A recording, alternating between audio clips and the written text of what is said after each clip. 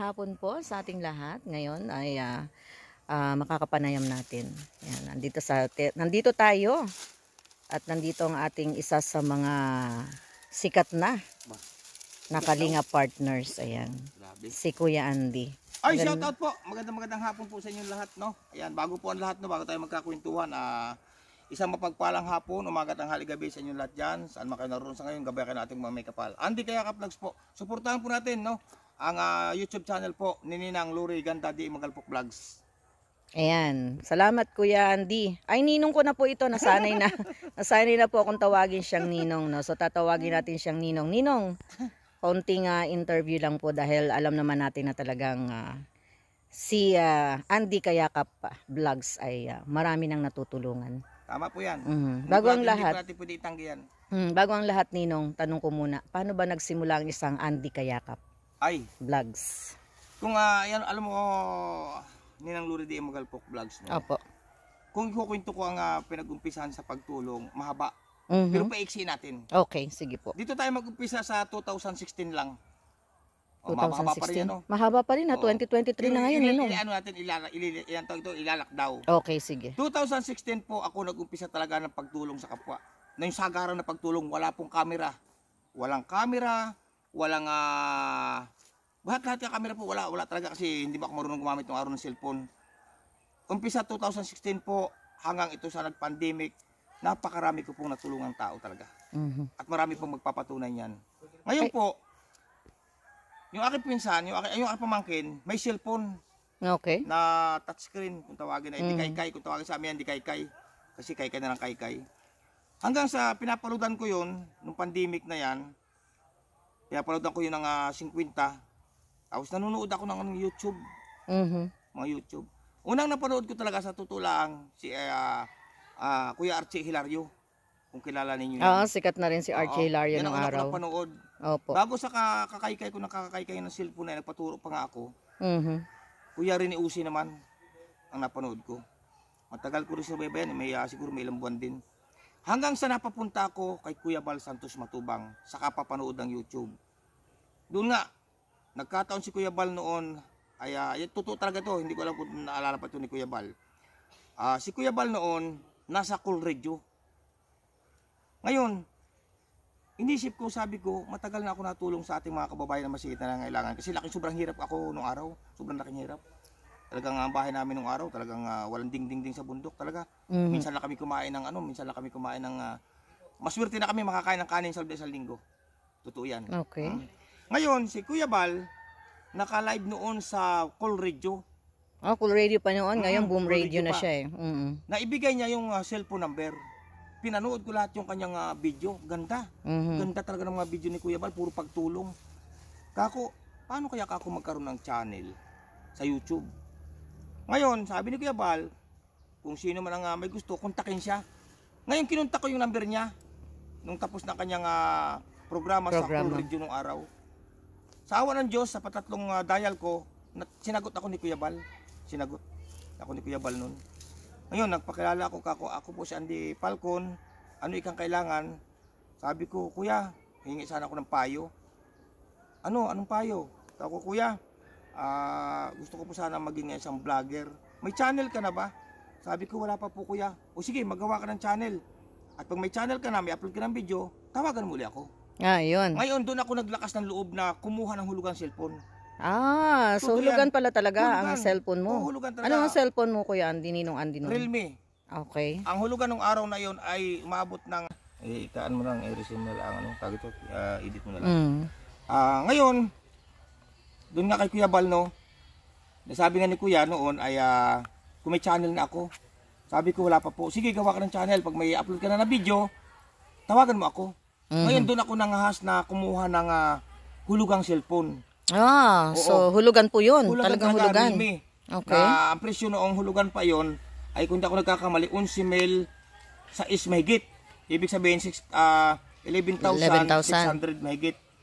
Ngayon, hinulugan ko yon. Nag-umpisa na ako mag-vlog. Yung aking mga tinutulungan, pinuntahan ko. Muntik pa nabatak yung cellphone ko kasi wala na ako may hulog. Ngayon, ano na ang upload ko, yung matanda na tinulungan ko. Na nag-iisa sa buhay, kawawang-kawa talaga, durog na durog ang bahay sa Batangas. Naka-upload na siguro ako ng siguro mga 6 na video. Na hindi naman ako marunong mag-edit, pina-edit ko lang, nakabahala na kung anong nangyari dito sa edit na ito. Tinawagan ko na si Kuya Bal uli. Siguro mga nakalipas, siguro mga 1 linggo o 2 linggo. Dahil ako nandali kay Kuya Bal noon. Hindi nasagot kasi busy. Siguro sa pa-3 dial ko uli o pa-2 dial, nasagot ulit ni Kuya Sumagot. Bal. Okay. Oh, sino ito? Sabi ko si Andy Falcon po, yung tumawag po sa inyo. O sige, may channel ka na ba? Kako meron na po, Ayakap ng Mahihirap Vlog TV. Napakahaba. Haba. Sabi ni Kuya Bal, ang haba naman ng channel mo. Paltan mo. Sige po kuya, papaltan ko po. Papaltan ko na lamang po ng Andy Kayakap Vlogs para may chiksi. Sige. May upload ka na bang video? Mayroon na po. Ngayon ni-review ni kuya. Siguro pinanood. Pero hindi ko alam, no? Pinanood siguro ni kuya. Ngayon, nag-announce si kuya, kaya ako napapunta sa Team Kalingap, ganito yan. Nag-announce si kuya na pwedeng pumunta sa Dait ang mga small YouTuber o charity vlogger. Nag-invite na siya noon eh. Nag-invite na siya. Ngayon, kasama sana ako noon sa pan-13 na category E. Okay. Kasama sana ako kasi pinapunta na ako ni Kuya Bal eh. So, pinakontak na ako ni Kuya Bal kay Kuya Gabisira. Ayan. Laura Birakit muna. Laura Birakit muna. Aking inuman ako tubig. Pinakontak muna sa akin siya nung araw. Bia Pascual, Ana Layos, Laura Birakit. Ang nakontak ko nung araw, Laura Birakit kasi siya ang open. Ngayon doon na, naging mayroon ng category eh. Kasama sana ako sa pang 13 yata yun, kung hindi ako nagkakamali, 13 o 14. Ngayon, pinapupunta na ako dito ni Kuya Gab, sa ni Kuya Bal, sa Dait. Hindi ako makapunta dahil wala akong kapira-pira. Wala talaga. Ngayon, nung ako nagkapira naman, ng 4,000 noon, utang pa, tawag ulit ako, nag-PM ulit ako kay Kuya. Kuya, pwede na po ba ako pumunta dyan? Sige, punta ka na dito. Bumagyo naman. Ay, grabe. Ang dami namang nun. Daming hindrance, ha? Ito yan. Bumagyo naman. Hindi pa rin ako natuloy. Ngayon, nag-PM si Kuya noon. Andy Kayakap Vlogs. Inaantay ka na dito. Inaantay ka na dito. Ngayon, ang category A, 37 na. Ang dami na agad, no? Dami na. Kasi open eh. Tanda ko yan. 37 na. Kaya nga. Naku, paano ga ito? Ngayon sabi ni Kuya noon, nag-announce si Kuya noon na hanggang 50, kung ako nagkakamali hanggang 50 na lang. Hanggang 50 lang ang tatanggapin na kategory A o 40 baga. Nangutang ulit ako ng pira, 5,000 naman. Makapunta lang sa Dait. Talagang kayo, sobrang eager kayo na makapunta ng Dait. Ngayon, si Kuya Gab naman ang nakunta ko. Kuya Gab, upin na ba ako dyan? Okay, may bakante na. Nung alis naman ako ngayon, hindi rin ako natuloy. Nagkasakit naman yung anak ko. Yung anak ko naman. Naku, ano na ito? Patatlo. Saka pa ako natuloy, nakisakay pa ako sa truck. Grabe. Ang hirap pala ng pinagdaanan ni Kuya Andy. Bago ako napapunta dito sa Team Kalingap ni Kuya Bal Santos Matubang, dumaan pa ako sa category B. Yan, marami kami noon sa category B, sinani ng Biki Asakawa, marami kami noon. Ngayon, nakapunta lang ako dito, nakisakay ako sa truck. Nakisakay lang talaga ako. Pagdating ko sa Dait, ang pira ko, 600 megit siguro yun.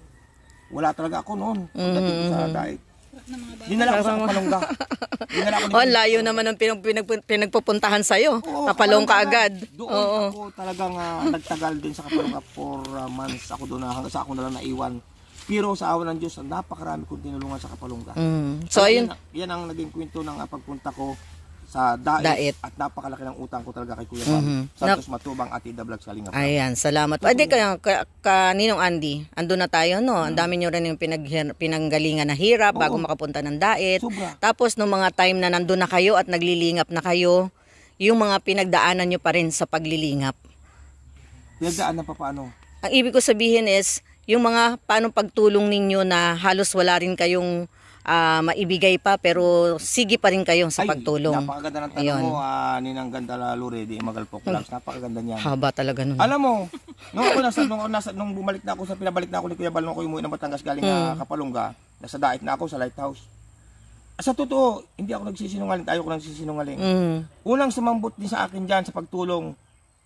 Siyempre, una si Kuya Bal, Atid na, Kalingap Rab, si Kuya Gabisira. Kuya Alex Librada ang nagbigay sa akin ng pangayuda. Mm. Alex Librada. Mm. Siya ang una nagsama sa akin kasi wala akong service. Mm. Hindi ko Ako pinakamahirap ang walang service talaga kapag hirap. ano. Kako paano ito? Wala namang pira. Sabi ni Kuya Alex, Ande, dito ka, sama ka sa akin. Ako ang kasama ni Kuya Alex noon. Siya rin ang nabigay sa akin ng pang-ayuda. Ngayon, habang sa tumagal ang mga ilang araw o ilang buwan, ilang linggo, may mga sponsor na siguro nagustuhan nila ang aking ginagawang pagtulong. Paabot sila ng tulong, may nagpapaabot ng 2,000, 3,000, 5,000. Ako, para saan po ito, ma'am? Bahala ka na dyan. Siguro sinusubukan ako. Lahat yun, pinapantulong ko. Pagkatapos ko magwalis noon sa lighthouse ng alas 4 ng madaling araw, naliligo na ako at naalis na ako niyan. Nag-i-scout na ako. Mag-isa? Oo, mag-isa. Kaya nga nakikita ko po yung ano kasama nyo noon. Hindi, meron na kayong tricycle noon. Dala nyo na yung tricycle. Yung tricycle ko, Oo. kinuha ko na sa Batangas. Oo, yun yung ano ko, sabi ko, grabe naman ang tricycle ni Kuya Andy. Natakbo pa kaya itong tricycle na ito? Totoo yan. Tapos pag umuulan, sabi ko, ano Basa na? ako, basa. Yun. Kaya nga po, basang-basa na pero Minsan sige ang pa mga rin bigas kayo. kong karga sa motor, minsan 3 sako na tipa 5 kilos. Kasi nag-umpisa na talaga ako sa 5 kilos. Saka grocery. Minsan yan, nababasa. Dahil sobrang lakas ng usan, basa-basa na ako. So yun yung hirap ni Kuya Andy. Now Kuya Andy ngayon, nandito ka na. Nandito na tayo sa panibagong chapter Ngayon, ng iyong ano na, ayan, marami na kanang napabahayan. Pang-8 na yung kanina, di po ba? Pang-8 yung kanina. O yan. So Tapos anong... may pansiya muli ngayon. Mhm. Ngayon ang buhay ko ngayon, hindi ko sukat akalain na dadating ito kasi matagal akong walang views, walang subscriber, na hindi ako umatras sa hamon ng pagtulong. Totoo yan. Kahit wala akong views, basta't may pang-ayuda, dire-diretso ako niyan. Ano po yung nagtutulak sa inyo? Bakit na kahit walang views, kahit walang pang-tulong, ay sige pa rin kayo, tuloy pa rin yung... Yan. Ang ganda ng iyong katanungan, no? Napakaganda ng iyong katanungan. Kasi, lumaki nga ako sa sobrang hirap ang buhay ng pamilya. Yun.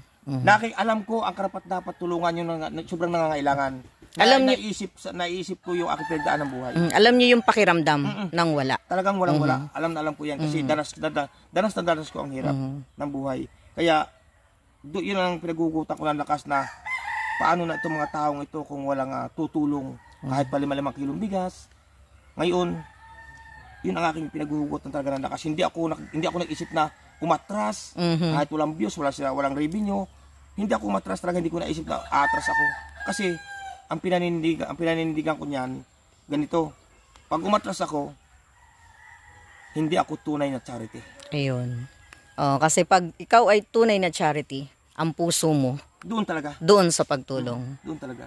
So ngayon, Masaya na ako sa ganito na makakain lang kami 3 beses ang araw. Okay na. Hindi ko kailangan na magpadami ng pera. mas masarap na makitang may napapangiti dahil sa mga natutulungan nyo. Ako, may mga inaakit akong bundok na ako lamang mag-isa, 2 oras at 20 minutos. Pagod ako, inaamin ko na napapagod ako. Pero pagdating ko doon, pag naiabot ko na yung tulong sa karapat dapat tulungan, parang ang katawan ko parang lilipad. Napakasaya. Magaan sa katawan. Yan ang naranasan kong hirap. Ayan, Kuya Andy, so nalaman na namin yung pinagsimulan along the way at hanggang nandito ka na. So, hinga na lang po kita ng isang maikling mensahe o pwede rin namang mahaba para sa mga magsisimula or nagsisimula ng mga YouTuber, charity vlogger na katulad natin. Ayan. Ito po no, may papayo ko doon sa mga nag-uumpisa pa lamang na nabalak na mag-isang charity. Unang-una po, titibayan yung inyong loob. Padalawa po, huwag po kayong mangangahas na mag-iisang charity kung wala po kayong pangsuporta. Kasi po, danas na danas ko po yan. Ako po may tindahan sa amin sa Batangas, asin lamang po natira. Lahat po na bigas, inaayuda ko. Grocery. Kaya doon sa mga bago pa lamang po mag-uumpisa, tibayan po ninyo ang inyong loob sa pagcha-charity. Yun lamang po aking may papayo sa mga bago pa lamang po na mag-uumpisa at talagang napakahirap po ang mag-charity. Pero kung nabukal sa loob ninyo, nasa puso't isipan ninyo ang pag-charity at pagtulong sa kapwa nating mga kababayan, ituloy ninyo. Yun Ituloy si po Kuya Andy Kayakap. Talagang full of positivity, Opo. courage, at saka yung pagmamahal sa mga matutulungan. Kasi ako po, danas ko po yan na hindi pa ako nag-umpisa sa small YouTuber. Marami na po ako natulungan hanggang sa nag-umpisa na po ako bilang isang small YouTuber, charity vlogger. Ngayon nga, sabi ko, nagpapasalamat ako kay Kuya Bal. Kaya danas ko po, kaya tulad nga po, inuulit ko, yung gusto pong mag-charity, tumulong sa ating kapwa, tibayan ninyo inyong loob, at kung nasa puso nyo talaga at nasa isipan nyo ang pagtulong sa kapwa, tuloy ninyo. Yun. Oh, ayan, meron po tayong maikling, hindi pala maikli yun dahil ang dami nating natutunan kay Kuya Andy.